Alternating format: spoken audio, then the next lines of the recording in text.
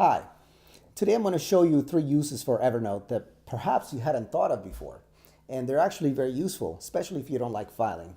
And they have to do around the idea of events. So the first one is birthday parties. Birthdays. Suppose you have a birthday and you get these wonderful cards, you get mementos, gifts, etc. Perhaps yours or your kids. And they're great. And these birthday cards are great. You wanna conserve the memory, but where do you put all this stuff? It becomes a storage nightmare. So actually, Evernote can help us with that. With this, let me show you what I mean. You can create a note in Evernote. In this case, I created one called birthday. And the first thing I did was I recorded the names of the people that were in attendance and the gift, if any, that they gave. So that's your first that's your first use. You're recording a list, and this will be preserved forever of who was there at your party and what kind of gifts you got. You can actually take, if you comma separated this by the person and the item, you can actually take this list and do a mail merge in Outlook and send thank you emails.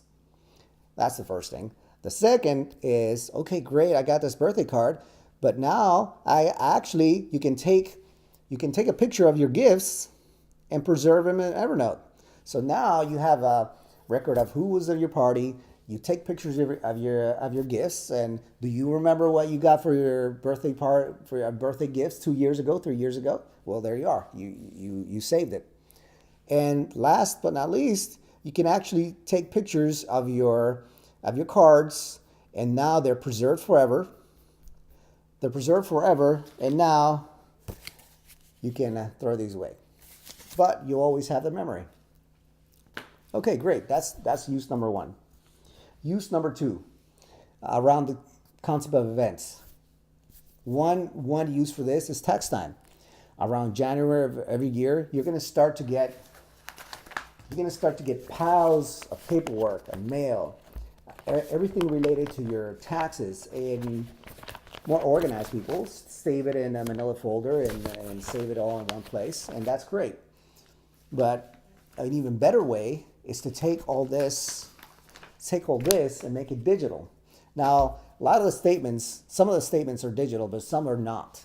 So this is what you can do. You can actually create a new note, and tax season, create a 2015 tax season. And what I like to do is I like to create notes from the desktop version and from my computer, because it's easier to type. But once you get to scanning, it's better to go to your mobile phone.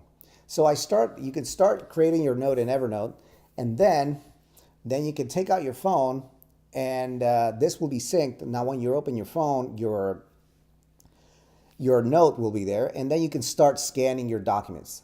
So once you do that, you can start scanning your documents and adding them here to your tax note. But in addition to your paper notes, there's also the digital notes that you got through email. Well, all you have to do is take those emails and forward them to your Evernote mail account. To find out what your Evernote mail account is, if you don't know it already, you just in your desktop version, go to drop down window and go to account info, and that'll show you where your actual email account for your Evernote is. So that's number two. So saving all your documents in one place in the case of taxes is great time saver. Believe me. If you were to count the number of hours wasted looking for papers when you're doing your taxes, it's unbelievable. But once you have it all in one place, if you scan them all into Evernote, if you email it all into one note in Evernote, then it is all there. You just collect it, give it to your accountant, or do it yourself. Number three, here's another use for Evernote, and it happens to be around some events that happen in daily life. In this case, I'm going to show you one thing that I used this recently for.